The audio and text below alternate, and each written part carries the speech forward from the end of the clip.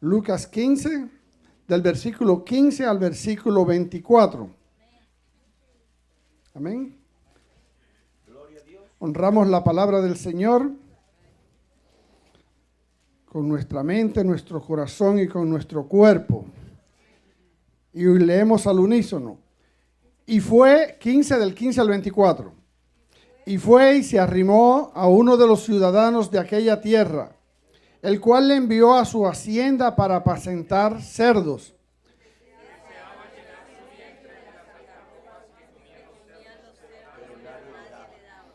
Y volviendo en sí dijo: ¿cuántos jornaleros en la casa de mi padre tienen abundancia de pan, y yo aquí perezco de hambre?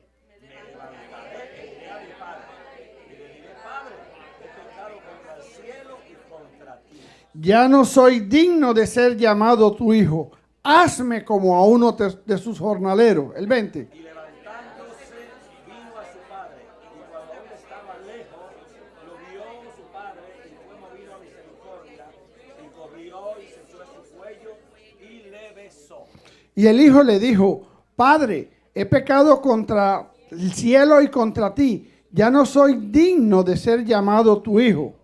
22.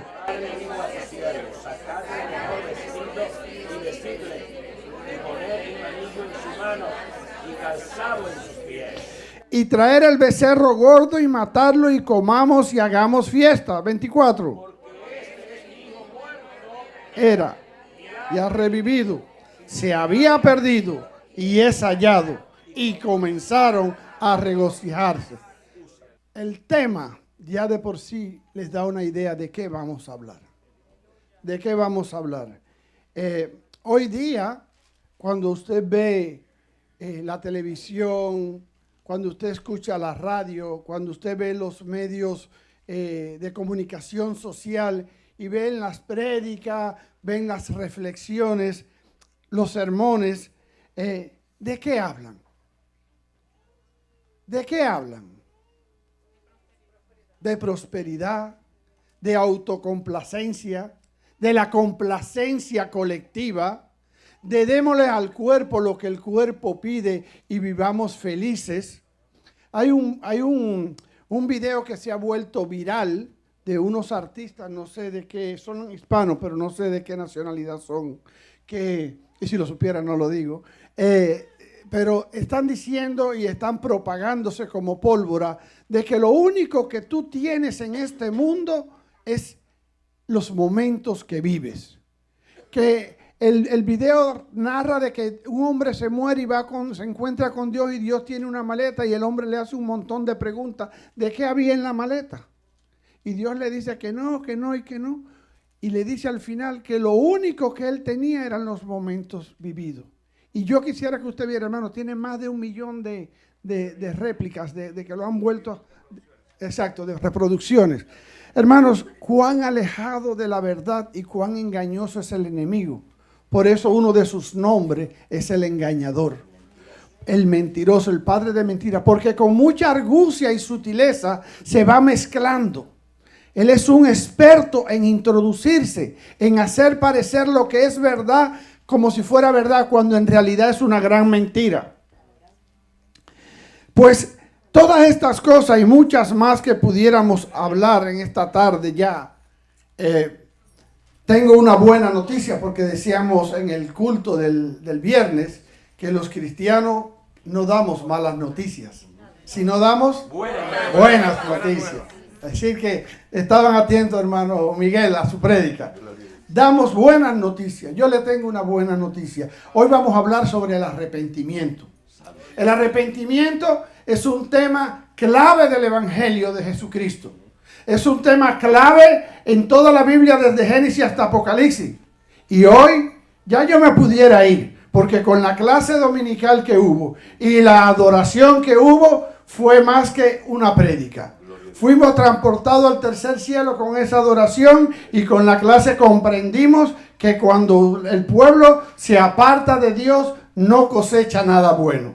Amén. Entonces vamos a a definir qué es lo que es el arrepentimiento, porque quiero decirle, hermanas y hermanos y amigos que nos visitan, que hay un falso concepto del arrepentimiento.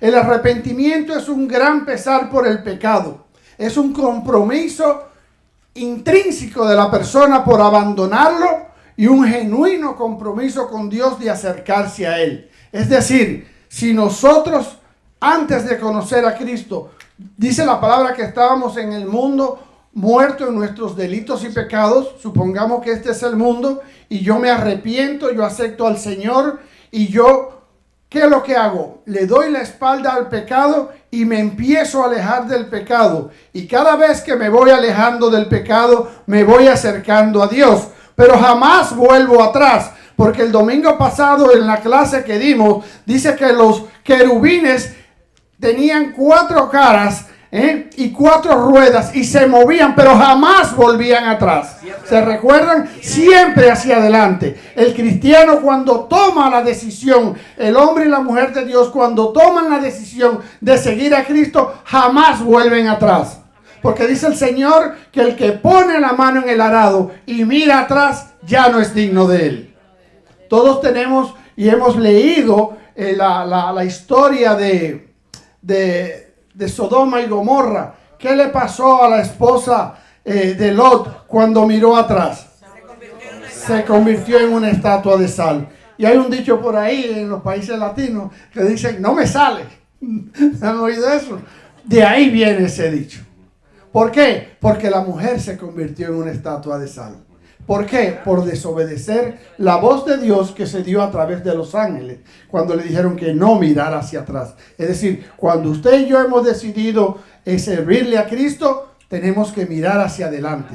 No volver atrás. El atrás es del enemigo. El atrás es propiedad de Satanás. El presente es nuestro y el futuro está en las manos de Dios. Amén. Gloria a Dios. No fueron los apóstoles, ni soy yo. En Mateo 4:17 dice la palabra, desde entonces comenzó Jesús a predicar y a decir, arrepentíos porque el reino de los cielos se ha acercado. ¿Cuán es importante para Dios el arrepentimiento de sus hijos? ¿Cuán importante? ¿Qué valor tan grande, qué lugar tan preponderante le da Dios al arrepentimiento? Jesús aquí con esta expresión dice, arrepentíos porque el reino de los cielos se ha acercado. Al igual que Juan el Bautista quieren poner con la palabra arrepentíos, es que el hombre se ponga debajo del dominio de Dios. Que deje de hacerle caso a las ofertas del mundo. Que deje de hacerle caso a lo que la carne desea y tal vez le ofrece. Porque la amistad con el mundo es enemistad con Dios. Amén. Y nadie en esta tarde de los que estamos aquí y de los que han conocido al Señor, que por otros motivos no están aquí, quieren regresar atrás. Nadie quiere perder su salvación. Entonces, es importante lo que Jesús nos dice. El reino de los cielos se ha acercado. Además, hermanos, el arrepentimiento nos lleva a la renuncia del pecado. Un pecador arrepentido no vuelve jamás. Un pecador arrepentido no vuelve jamás. Es como si dice el dicho, el cerdo después que se baña va y se revuelca en el lodo. Nosotros no somos cerdos. Este joven que leímos al principio estaba cuidando cerdos. Él estaba en la escala más baja de la sociedad hebrea de aquel entonces y de hoy día también. Para un hebreo, criar cerdos, cuidar cerdos es algo sumamente degradante. Este joven estaba allí cuidando, dice la palabra, deseando alimentarse, porque la palabra dice anteriormente a eso que hubo una gran hambre en aquel lugar. Y él deseaba alimentarse de lo que comían los cerdos. Es decir, él deseaba estar debajo de los cerdos. Porque que un hombre desee ser como un cerdo es estar en una condición debajo del animal. Cuando en la escala de la creación el hombre es la máxima de la creación por los animales, ¿cómo ¿En qué condición está un hombre que desea estar como un cerdo? Pero esto, ¿sabe qué es lo que hace? Lo hace el pecado. Esto lo hace estar lejos de Dios. Porque cuando, hermanas y hermanos, nosotros nos alejamos de Dios, nos convertimos en peor que un cerdo. Nos convertimos en algo degradado, en algo sin valor. Entonces, esto demuestra que el arrepentimiento es real cuando andamos en la senda de justicia, en auténtica santidad. Dice Mateo 3:8, haced pues frutos dignos de arrepentimiento. Es decir, cuando usted da frutos dignos de arrepentimiento, usted no tiene que abrir la boca. Usted no tiene que decirle a los demás, estoy arrepentido. No, usted demuestra que usted está arrepentido. ¿Por qué? Porque si antes usted hacía chistes groseros, usted ya no lo va a hacer. Si usted antes hablaba con malas palabras, su vocabulario no va a hablar palabras de edificación. ¿Por qué? Porque usted sabe que en la boca, en sus palabras, hay vida y hay muerte. Usted sabe que lo que usted está hablando, usted lo va a utilizar para la edificación de esas personas, para la edificación de su familia, para la edificación de sus compañeros de estudio, para la edificación de sus compañeros de trabajo, para sus hermanos en la congregación, para los que no conocen a Dios. Cuando usted tiene un mensaje en su boca diferente a lo que el común de las personas que no conocen a Dios tienen en su boca, usted va a ser un punto de reflexión y un punto de mira de aquellos que no conocen a Cristo. Pero eso se logra, si se lo va a dar al Señor, déselo fuerte. Para mí está más que bueno, pero para el Señor déselo fuerte. Pero cuando usted persiste en lo mismo, cuando usted se arrepiente, cuando usted, como dice, ¿cómo podríamos calificar a alguien que hizo una confesión de fe, se comprometió con una iglesia, con una denominación, ofrenda, diezma y hasta se bautizó? Pero su vocabulario no ha cambiado. Sus modales son los mismos. Sus gustos son los mismos. Su forma de vestir no es decorosa. Y ojo, aquí no me estoy refiriendo a las mujeres solamente. Porque hay hombres hoy día en la calle que distan mucho de llevar ese nombre de hombre. Andan con unos pantalones por acá, por la rodilla, que usted ve que ya están involucionando. Si Darwin tuviera vivo y los vería, diría, el mono desciende de ese hombre. ¿Por qué? Porque no pueden caminar. Usted ve que andan así, porque esos pantalones en la rodilla. Mire, hermano, si se forma un fuego, los primeros que se queman ellos, porque se le enredan las patas y no caminan ni un paso. Entonces, hermanos, yo hoy, esta mañana, mientras me duchaba, meditaba en la palabra y me levanté bien temprano hoy por dos razones, pero meditaba y yo decía, Señor, si yo veo un hombre en la calle, vestido oscuro, con un cinturón grueso, unas esposas, un bastón y una pistola y una gorra, yo sé que ese es un policía, porque se viste como un policía. Se identifica. Si yo veo un hombre bajándose de un camión rojo con una manguera en la espalda y una capa y un casco, yo sé que es un bombero. Si yo veo una mujer vestida de blanco saliendo de una iglesia, yo digo, esa es una novia que se acaba de casar. Entonces, si usted y yo somos hijos de Dios y obedecemos la palabra de Dios, dice la palabra de Dios que nos vistamos decorosamente. Amén. Amén. Y eso no cae solo a las mujeres, eso nos viene a todos. Hay hombres por ahí que andan con unos pantaloncitos tan apretados, y esto no es una prédica de puritanismo, pero vale la pena porque no se toca. Andan con unos pantalones tan apretados que la circulación no le debe llegar ni a la rodilla. Aparentando impresionar ¿a quién? ¿A quién? Porque yo creo que una mujer que tenga dos dedos de frente y ve a un hombre así, lo que dice, parece un bacalao bien seco. No hay hermosura en él.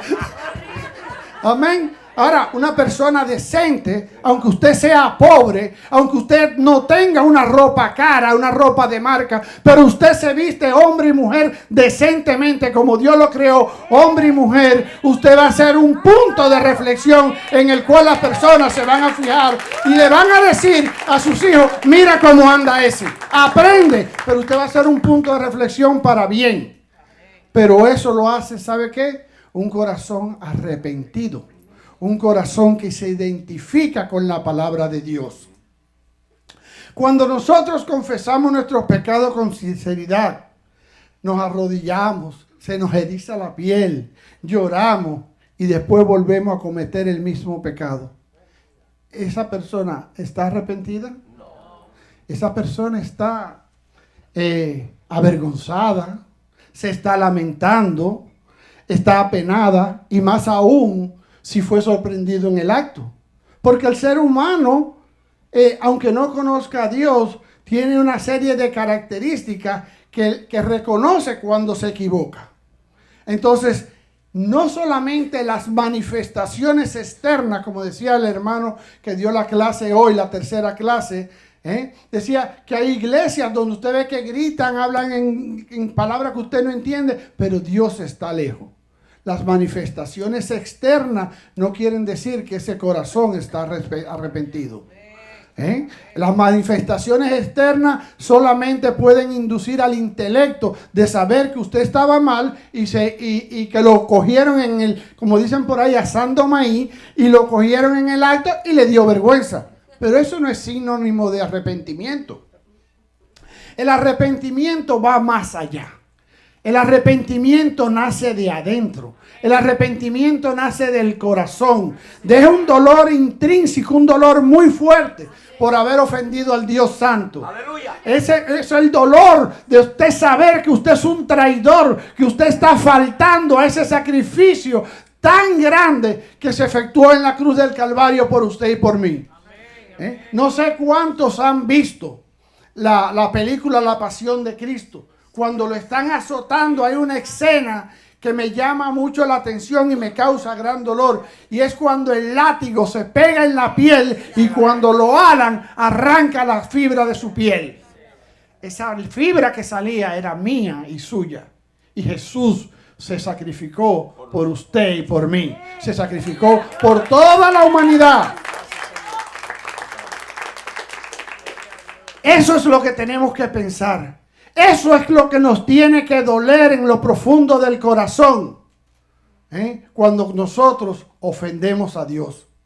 Cuando nosotros hacemos algo que sabemos que estamos denigrando, poniendo en poca estima el gran valor que Dios nos dio al venir a esta tierra, hacerse como uno de nosotros y dar su vida por usted y por mí. Mientras nosotros encubrimos el pecado, nosotros no estamos arrepentidos. Dice el salmista que mientras encubrió, mientras cayó el pecado, se envejecieron sus huesos.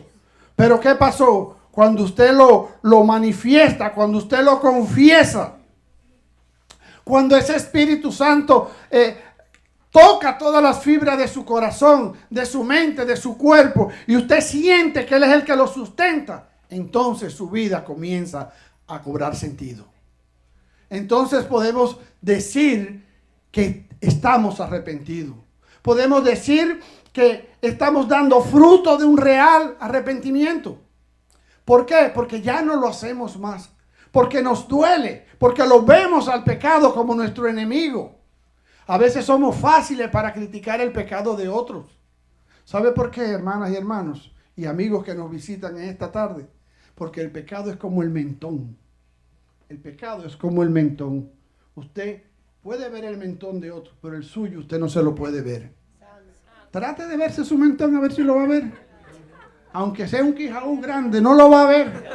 Porque hay una proporción en la cabeza entre la vista y el mentón que usted jamás lo va a ver. El pecado es así, pero nos tiene que doler. Lo tenemos que odiar.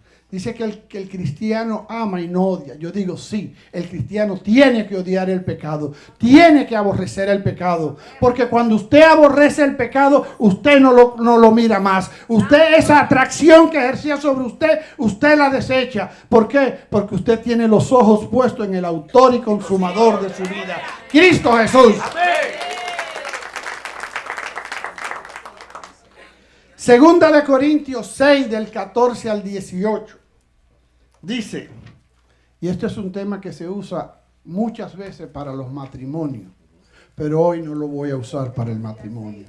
Dice, no os unáis en yugo desigual con los incrédulos, Porque qué compañerismo tiene la justicia con la injusticia, y qué comunión la luz con las tinieblas, y qué concordia Cristo con Belial, o qué parte del creyente con el incrédulo, y qué acuerdo hay entre el templo de Dios y los ídolos, porque vosotros sois el templo del Dios viviente. Como Dios dijo, habitaré y andaré entre ellos, y seré su Dios, y ellos serán mi pueblo. Y por lo cual salid de en medio de ellos. Dice, salid de en medio de ellos, apartaos, dice el Señor, y no toquéis lo inmundo, y yo os recibiré, y seré para vosotros por padre, y vosotros me seréis por hijos e hijas, dice el Señor Todopoderoso. Hermano, cuando volvemos atrás, estamos no solo desobedeciendo a Dios, estamos menospreciando a Dios. ¿Qué le pasó al pueblo de Israel esta mañana cuando estudiamos? Dice que la gloria de Dios se apartó de ellos. ¿Y qué trajo como consecuencia? Juicio de Dios.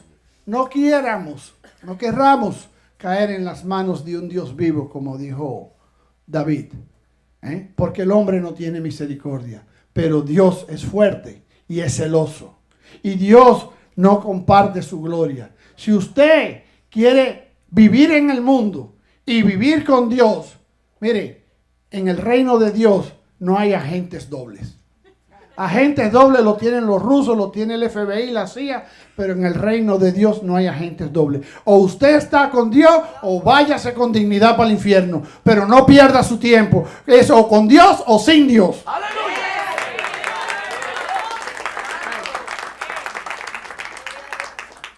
Dice la palabra que no toquéis lo inmundo. A veces me duele y yo veo hermanos que participan en cosas del mundo. A mí me duele cuando yo lo he hecho, cuando he pecado. Me da un dolor muy grande. Y a veces quiero como meterme como el caracol, como el cangrejo, meterse en su caracol y no salir de ahí. Porque me duele. ¿Cómo yo puedo participar de las cosas del mundo? ¿Cómo yo les puedo decir hoy domingo, adiós, aleluya, gloria a Dios, levantar mis manos y pararme aquí? Y mañana o cuando me vaya de vacaciones, irme para un lugar y participar de la fiesta de la carne. Yo no entiendo eso, hermano, y perdónenme. Yo no estoy aquí para complacer hoy corazones ni peticiones. Estoy para darle la palabra que Dios me da. ¿Sabe por qué? Porque Dios tiene en gran estima el arrepentimiento. Porque Dios quiere que todos procedamos al arrepentimiento y que nadie se pierda. Amén. Y si estamos aquí, es como cuando usted está en el hospital. Al doctor no le importa si el niño tiene un día de nacido o tiene 100 años. Si hay que ponerle una inyección, se le pone la inyección. Si hay que abrir el tumor, hay que abrir el tumor. Si hay que apretar para que salga el pus, hay que apretar para que salga el pus. Y si hay que decir la palabra de Dios, hay que decir la palabra de Dios, aunque usted no me ame más. Pero yo quiero que si yo esté en el cielo, usted también esté en el cielo. Mis queridos hermanos, media obediencia no es obediencia. Media obediencia no es obediencia. Usted puede diezmar, usted puede ofrendar, usted puede irse con el pastor el Julio para Constanza, usted puede pagar usted solo todos los paneles solares, usted puede abrir una obra en cada país, pero si usted no se arrepiente de las obras muertas de la carne, no se vista que no va.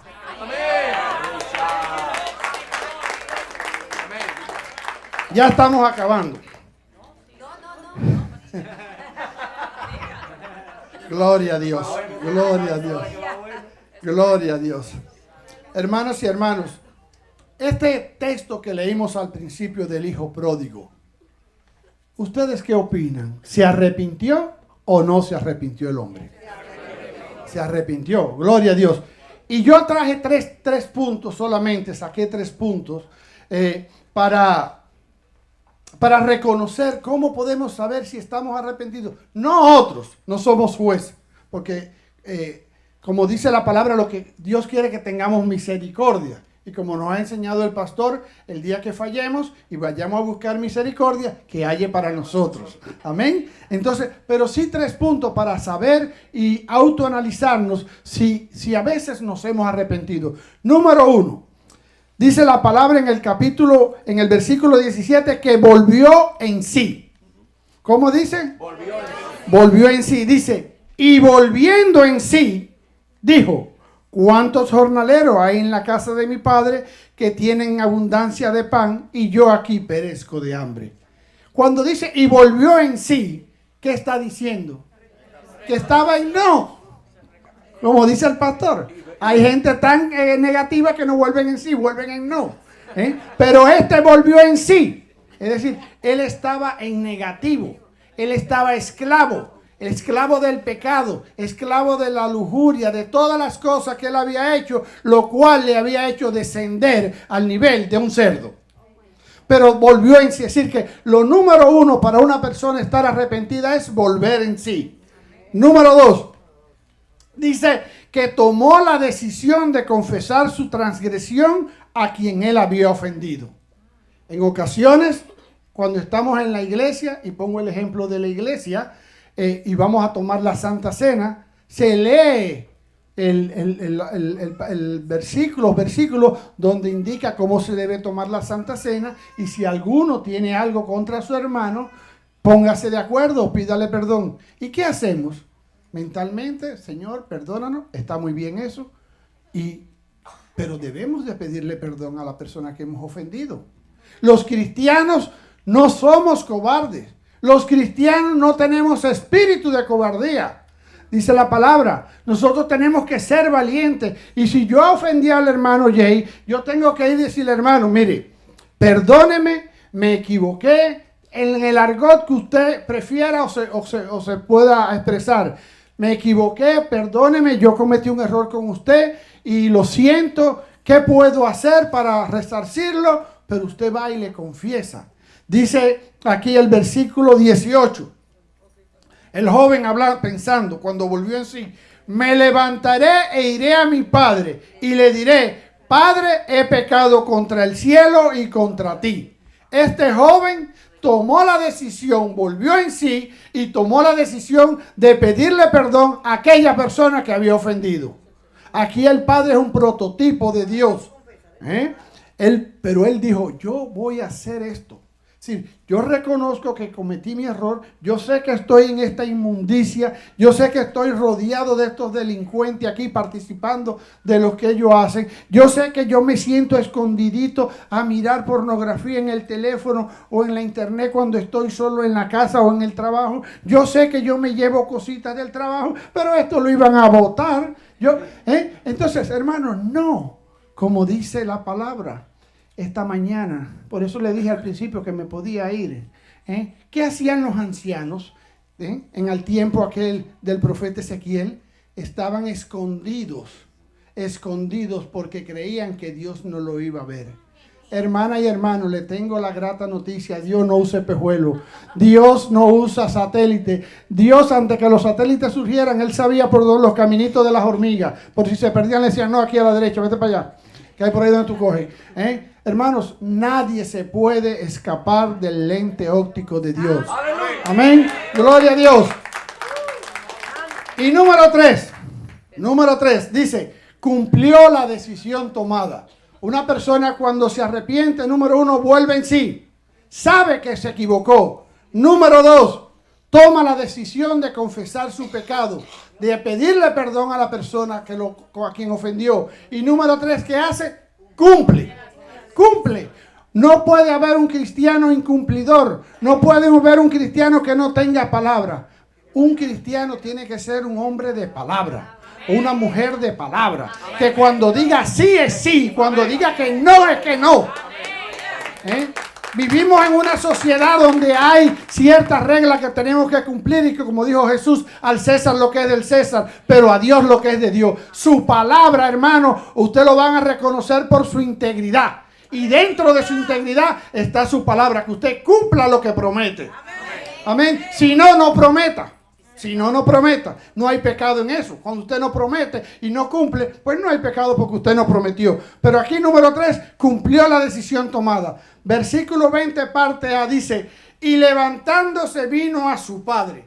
Es decir, en el versículo 18 dice, me levantaré e iré a mi padre. En el versículo 20 dice, y levantándose vino a su padre. Hermano, este hombre no estaba en Union City.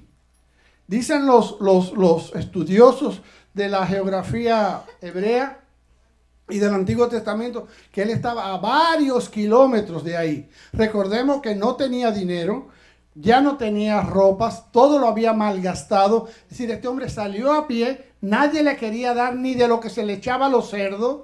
Tal vez él pensaba, si un cerdo dejara hoy algo de sin comer, yo me lo como. Pero no, los cerdos nunca dejan nada. Tienen buen apetito. Por eso usted a veces oye que dicen, fulanito come como un cerdo. Señor lo reprenda, los cristianos no comemos como cerdo. Amén. Entonces, hermano, este hombre caminó, pasó sed, fue mirado con desprecio, seguro que olía mal. Pero a él no le importó. ¿Por qué? Porque él volvió en sí. Él dijo que iba a ir donde su padre y salió caminando a ver a su padre. Y se levantó y vino a su padre. Y el 21 dice, y que cuando se le echó al cuello y su padre lo besó, el hijo le dijo, Padre, he pecado contra el cielo y contra ti. Ya no soy digno de ser llamado tu hijo.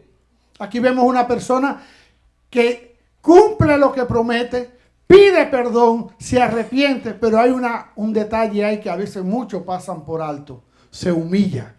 Usted no puede estar arrepentido y ser un orgulloso. Usted no puede estar arrepentido y actuar como un altanero, como si no pasara nada. Porque dice la palabra que el que se humilla será exaltado, pero que el que se exalta será humillado. Amén, gloria a Dios. Nadie jamás se ha apartado de Dios y le ha ido bien, sea a la corta, a la mediano camino o al largo camino.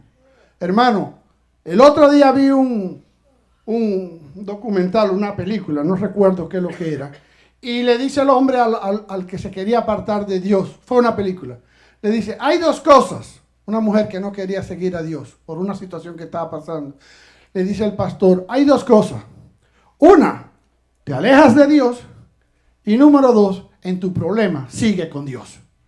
Porque sin Dios, usted perdió. Con Dios hay esperanza. Con Dios hay misericordia. Con Dios hay perdón de pecado. Y con Dios hay restitución. Al cambiar el rumbo de la vida y reconducir sus pasos arrepintiéndose de pensamientos y acciones y humillándose ante el Padre, este joven mostró un genuino y real arrepentimiento. Ahora bien, ya estamos terminando. Mis hermanos y hermanas,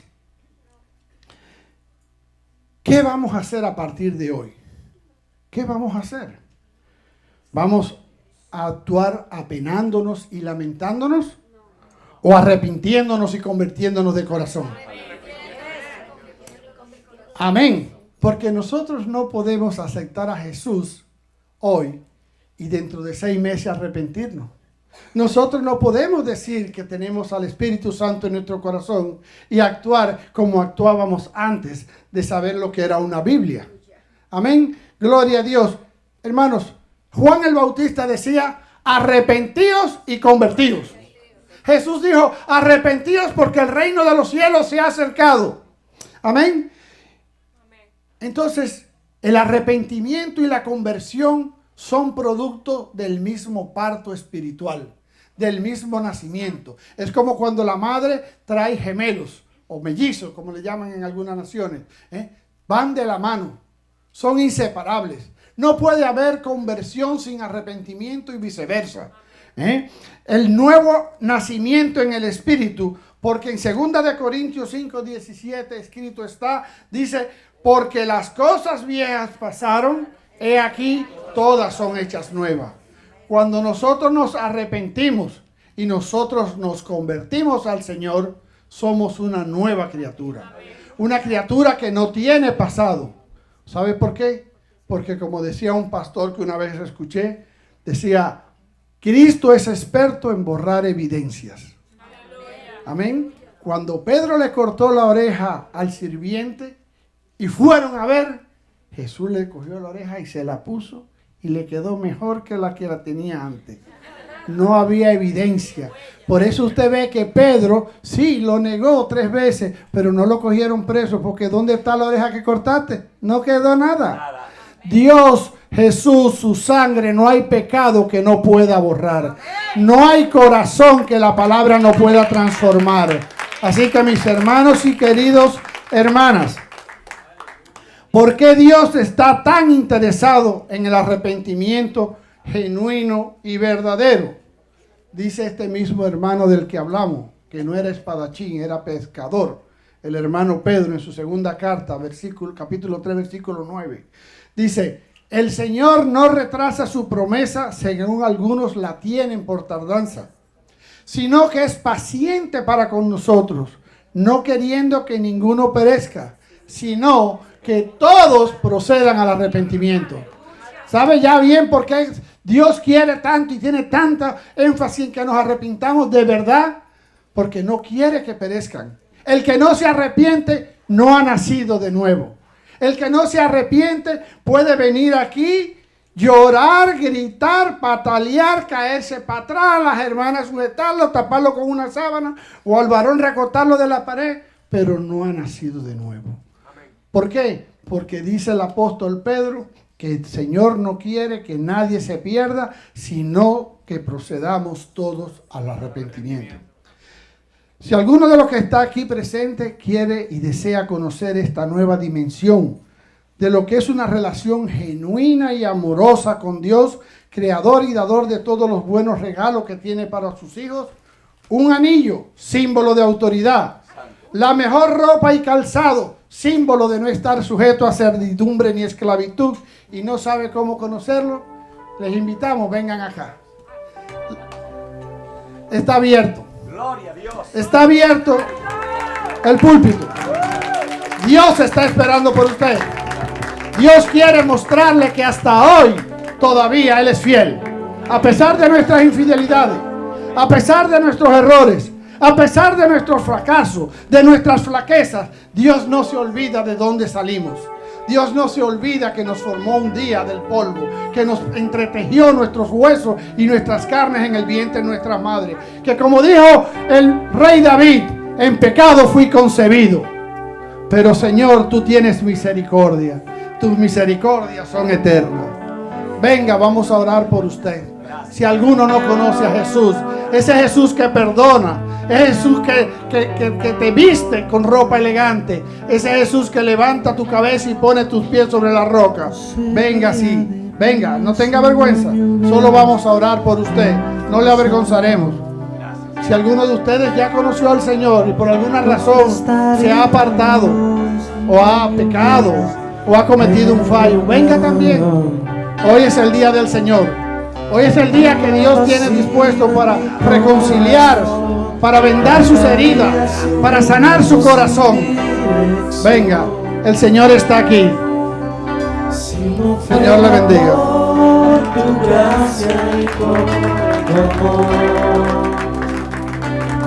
Santo.